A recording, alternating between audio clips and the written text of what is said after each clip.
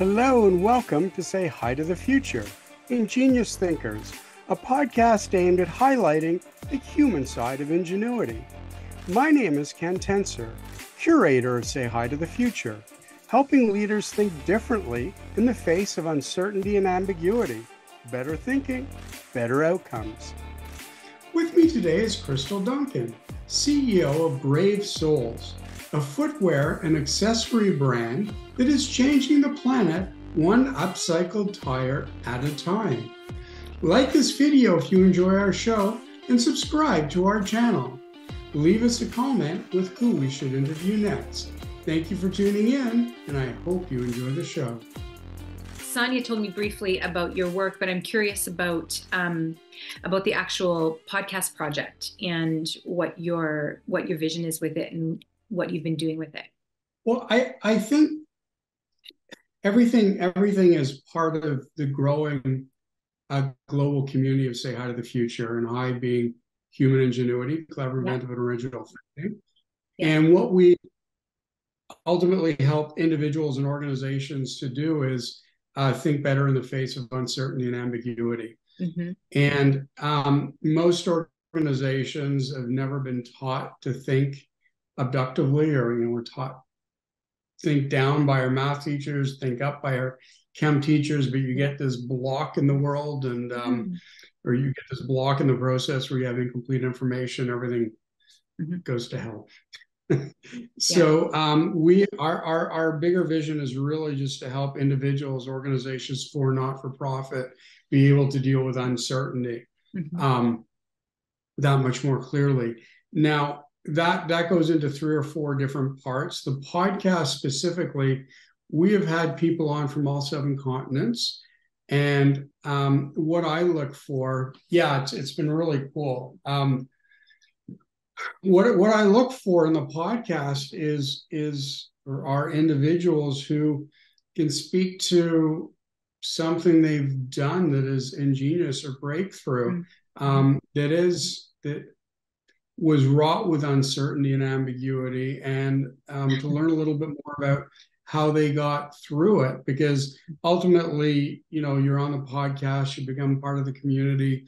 Many of the people ultimately can be invited to our activations to speak or be on a panel. And it's not a role model necessarily, but it's someone, who's picked up that sledgehammer and broken through the brick wall. Yeah. And I've been an entrepreneur for 30 years. I don't think that every entrepreneur is that person. I think it's only a fraction of entrepreneurs or people who do it. So I wanted to bring to light that next level of individual, if you will. Yeah. To create the role models for everybody's standing there gasping with their mouth open, going, what? Yeah. It's very true. Yeah. I think also I didn't know I was an entrepreneur. I was just always doing entrepreneurial things, right? And then all of a sudden someone put a label on it. It's almost like there's more pressure now that there's a label on it. It was just more like I was seeing things that I'm like, oh, I could do that. That was true to me. I could respond to that. That's a problem that, like I can address or whatever. And then but the pressure to understand how to take something from an idea and to actually not just bring it to market, but actually grow it and create sustainability around it are very different skill sets as well. So, let me just say, Christal Duncan, welcome to Say Hi to the Future. Thanks, Ken. I think your points are bang on, though. I'm not sure that. Look, I think a lot of people wake up in the morning, they want to be entrepreneurs. But what we actually do as entrepreneurs, I think many of us just sort of fall into it or have that moment of realization going, this matters to me. Yeah. This matters to me, and it matters to me enough that I'm tired of saying someone should do something about it. And you realize, maybe I am that someone. Yeah. Well, it's true. And I mean, you had a great quote that I saw: we believe in a world where our choices matter. And it's interesting because when I look at your background, A little bit different, frankly, from the entrepreneurs I've met. I mean, your bachelor's degree was in theology. Yes, I know. Yeah. Yeah. Very funny. I've had so many people ask me, well, like, like when I've been speaking at events or I do a lot of advising with some different in everything from incubators and accelerators to some different universities or here in particular in Toronto. And people are like, well, what path did you take to get to where you are? And I'm like, I do not recommend the incredible circuitous route that I took because the pendulum has swung in many different back and forth in my life many times. Yeah. So my Bachelor of Theology was from, well, also I think at the time when you go into school, when I was graduating from high school, there's just so much pressure to just find something and just get into school. So Mhm. that's what I did. And I look back and I'm like, there's not really anything about it that practically served me other than the ability to be able to research and think, like be able to critically respond to things and give take meaning from things, I guess is how I would position it. But that's pretty important, though, taking It meaning is. from things. Yeah, Because it is. Yeah, it is very, it is important. And I think that we also live now in the soundbite, we live in a soundbite society where everybody just wants to take sound bites. And so having the discipline of having to think critically and present critical thoughts and be able to back up those ideas and be willing to consider other perspectives on it did serve me and does continue to serve me well. I think the other thing that I took away or I assumed into it is that values do still matter. Um, 100%. Yeah. Yeah. they Yeah. may not show up every day very often, but I think they really do, and I think they really guide what we end up doing in our lives. Oh yeah, completely. And as an Indigenous woman now, I look back and I realize, okay, there's a lot about the colonial structure of the system of thinking that I was educated in that I do not agree with. It's not true to who I like to things for me now, but still the discipline of learning how to do that and at the core values, they're just common core human values that we can all agree on that make us better. Mm-hmm. Agree on, but not always practice. So Yeah. that's what I Well, okay, so that could be. that's what I loved about your story. And I mean, Mhm. let's talk a little bit about brave souls, and you can tell Sure, us what it is. But then I won't skip ahead. But I mean, the origin story for me is phenomenal. So anyway, sure. what are brave souls, Okay, or what so is brave soul? at the core, Brave Souls is we are a sustainable circular fashion company. So at our core product, two products is with our shoes, our sandals have we use up we our sandals. That's all we sell in terms of shoes. The soles of our sandals are made from upcycled tires. And so when I say upcycled tires, I literally mean they have been cut from tires. There's not been any processing that's been done. We work with very small scale suppliers. It's a handmade process. The uppers on our sandals are either made from reclaimed leather or dead stock, or there's a particular line that is a gold standard certified member of the leather working group. So we, at the core though, we believe in circularity. And the reason that, do you want me to share the story of how we started Brave Souls? And sorry, oh, one Please. more thing, sorry. Our accessories are made from reclaimed plain seat leather.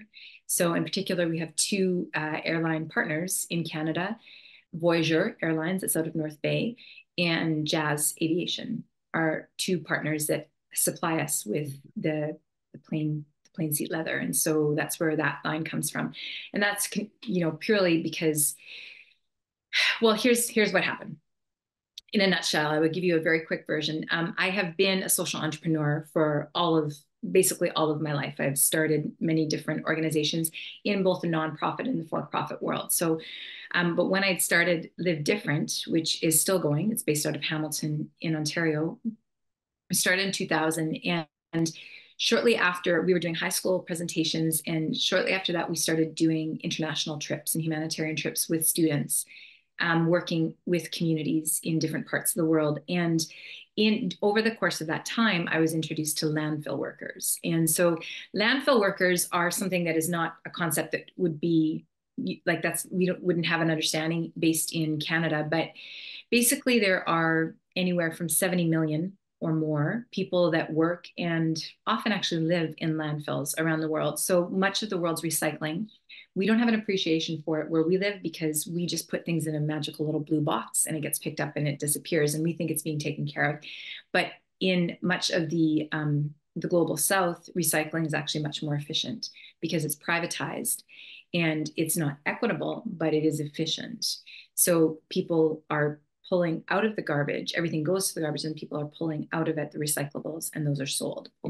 So in those places, it is largely undocumented people that live or that work and live in those areas in either in the landfill or in communities that are adjacent to landfills.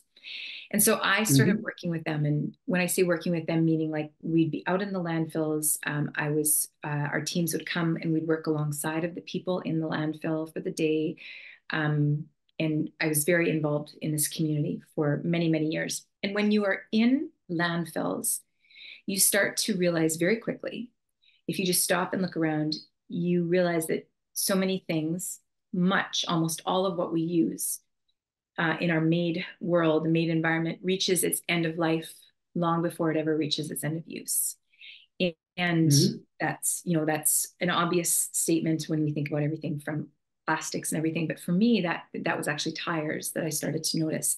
And the reason I noticed them was because tires, in Canada, we use tires for a lot of things. We have a lot more organization around it and incentives to do that. But in much of the world, they don't. And so tires end up in landfills, but not just in landfills, they end up in ditches and in waterways.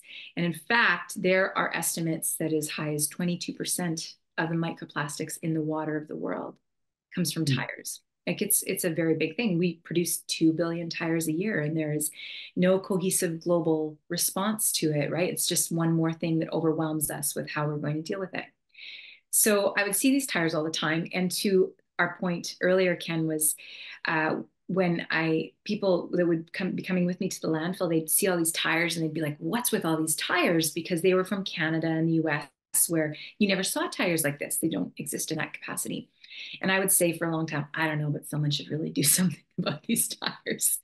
And then one day I was coming out of my apartment. I lived in Dominican Republic for 10 and a half years because my daughter is Dominican born Haitian. Haiti and Dominican Republic they're the same island, Hispaniola. And my daughter, she became my daughter when she was 4. Her birth mother was one of the women that I worked with in the landfill. And my daughter was denied a visa to come to Canada for 10 and a half years because of a lot of reasons. And so I rebuilt my life and I was living between Dominican and Canada to be with her. I was a single mom, to be with her and to make a living. So all the time that I was there, it was in 2017, I was walking out of my apartment in Dominican and my friend walked out at the same time across the courtyard from me. And she was wearing really cute sandals. And I was like, hey, I love your shoes. It was a total girl thing. And I'm like, can I see them? And they were leather sandals. And I was holding one and I held it up and I was looking and I flipped over the sandal and I was looking at the sole and the sole was just like a plasticky sole or whatever. She had just had them. She'd just been in Cuba and they were handmade. And she was telling me about them. And that was my lightning bolt moment where I'm like, I wonder if I could do this with tires. And so it led me on this journey. And I, through relationships, which is what happens in most places outside of our structures of how we do things in corporate world, in relationship. And I built a supply chain purely through relationship and started to I just launched this business with $250. I was a single mom. I had nothing. And I just popped up an organic post. And on the first day online in June of 2017, I sold 39 pairs of shoes all over the world. And I'm like, oh wow. God, first of all, people believed me. Now I got to I didn't have them. I had to get them made. And so it was an interesting, crazy journey of stumbling forward, losing everything. A few months after we started, there were 2 massive hurricanes back to back that slammed the Caribbean, Irma and then Maria. I almost went bankrupt twice. Like just it's been a crazy thing. Then COVID happened, like all the crazy things that happen as an entrepreneur, right? But for me, the thing that kept me going was I believed in two particular things. Number one, I believed in the power of things being made fairly. So people that were making them should be paid fairly, and they should determine what they're being paid, what's fair. How do they determine what fair is? And I work with that because we are equal partners in something. And that people should be allowed to pay a fair price. They should feel good about it. Sustainable fashion has been considered to be very elite for a long time. And that's a construct. And that's something that people have bought into, thinking that for something to be made fairly, it needed to be a high price tag. And I don't believe that. I don't believe that at all. And so, but out of that, we wanted people to, I also, because of who I am, I have been a speaker. I've worked in the world of inspiration and speaking for years. I wanted people to understand and have an appreciation for the value of their choices, that your choices matter.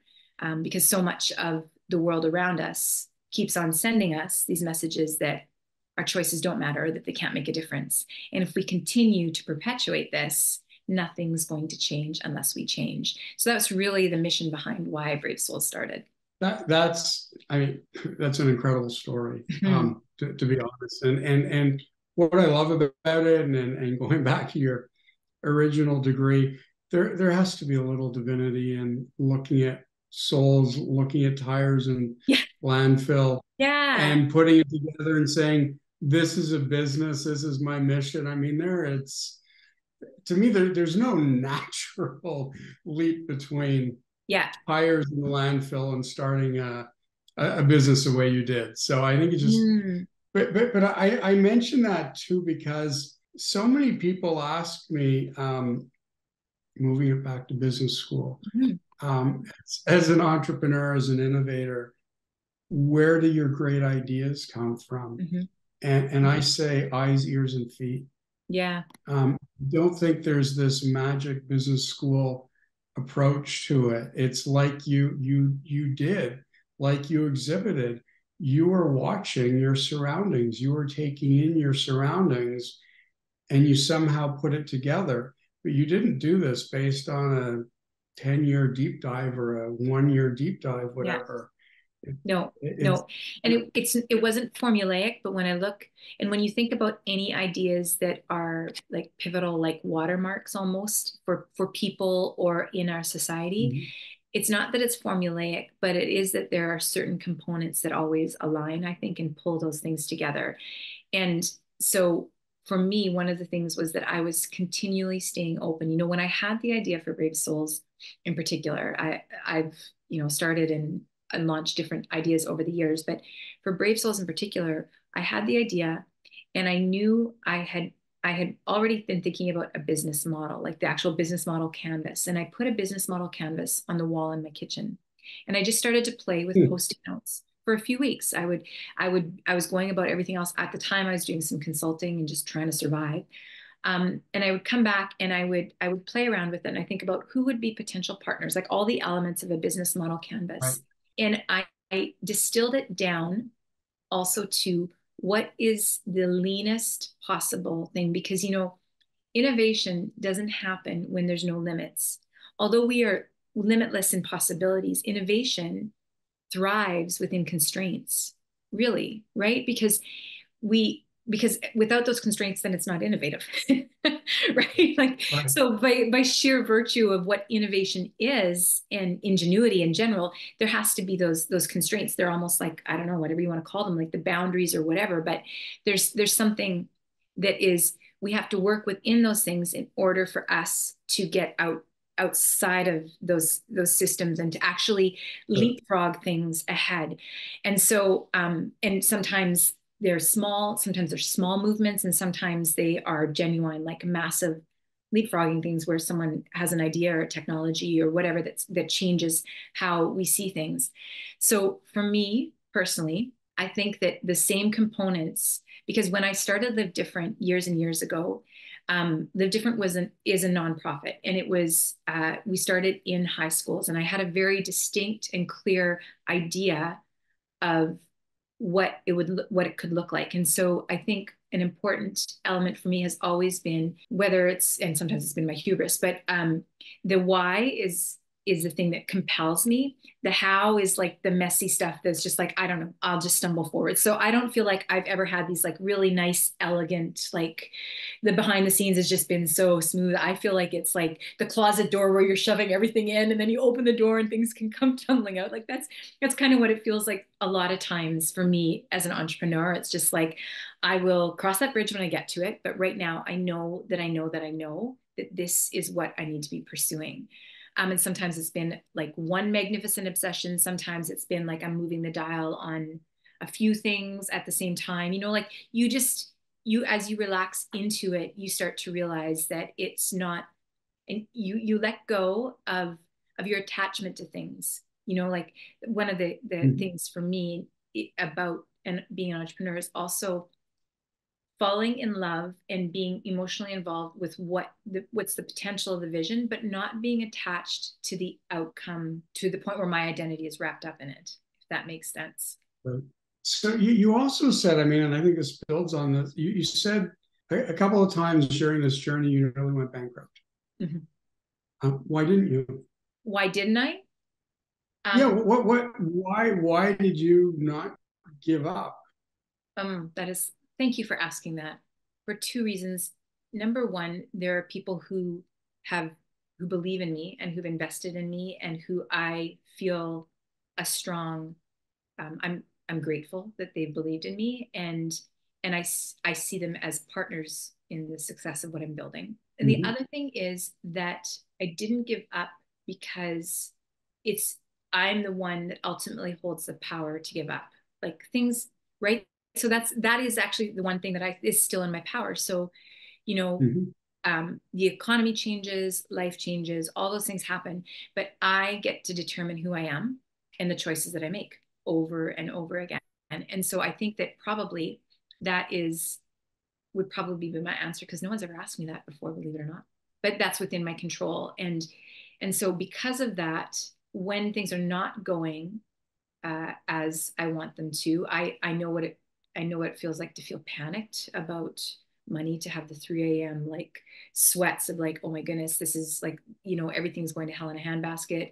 I've faced extreme failures in things, like quite honestly, but all that still, every morning I wake up and I'm like, but I'm still choosing this and I get to choose this. So I don't get to blame anybody or play the victim. I'm choosing this every day. And I think that really has served me well and continues to serve me well. Well, thank you for the honesty in that answer. And Christal Duncan, Brave Souls, it's amazing how quickly this segment seems to be running through this morning in terms of time. It's been a pleasure. But I do want to ask you about one other thing other than Mhm. Brave Souls that I was looking at a little bit, but it's Spruce Lab. Oh, Spruce Lab. Yeah.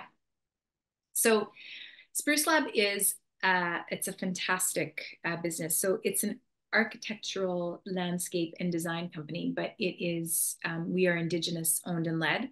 So I myself am a Métis woman. I'm part of the Métis Nation of Ontario, originally from Saskatchewan. And so architectural landscape is not my background, clearly, but I'm a part of what they're doing because they are focused on, number one, helping to decolonize the world of architectural landscape, but two, also being in partnership with land and resources, and Mhm. really working in partnership with the Indigenous peoples in those areas to help to really, yeah, to partner with the land. I would probably say to partner with the land and to honor it. And so when I met the founder of it, first as a woman and as an Indigenous woman, it really resonated with me. And I'd also been, as part of my personal vision, I've been wanting to get involved in other businesses in an advisory capacity. And so what I'm loving about this experience and about what Spruce Lab does is so it's so intentional, and it's so refreshing to work with an organization that is highly skilled and highly collaborative, and completely focused on honoring people and land, you know, in partnership. As Indigenous people, we will often say like all my relations, like that's a concept that's very alive, where we feel there's a strong connection to everything. And I've just been so proud of how they're putting it forward. So there's different projects all over Ontario in different parts of Canada that they have played a part in, and so it's really an exciting area to see different land being restored and revitalized and honored. It's amazing. And what does that mean? What does it mean to restore the land or revitalize it? And So how might that differ from yeah, a so yeah, in surprising ways. So one of the projects that that they're being considered for is, I guess you'd call it like a land bridge downtown Toronto, actually on down on the waterfront. And so what is just could be a simple bridge that just crosses over from the mainland over to another part of the island, kind of. They've incorporated, first of all, they do all kinds of consultation with any of the different nations and tribes that are involved in that, anybody, and work within the treaties of the land. But the way that it's designed is it's very compelling and inviting to people as to not just use it, but to like linger in the space and appreciate what's there and what's being nurtured there. Because, you know, we are in partnership with land and resources, and the world that we live in and the systems and the businesses that we are often involved with and interconnected with, it's so rare that we stop and think about our relationship to everything that we own or that we're using or that we are stewarding, right? It's just that mindset, we're so used to the mindset of we need to control things and we need to dominate things. And so what I'm loving about working with Spruce Lab is that everything is about the invitation to consider our relationship to the land and to the space. Christal, it's been a pleasure. It's gone so quickly. um, I got to say, this is, as I said to you at the beginning, this is our first recording of 2024. It's been delightful. Thank you. We love to keep in touch with people who join into our community, who Yeah. speak to us about what they're doing. So I look forward to keeping in touch, and wish you and Brave Souls and the other entities you're working on just the best of luck. Thank you, Ken. Thank you. It's a pleasure. Take care. Take care.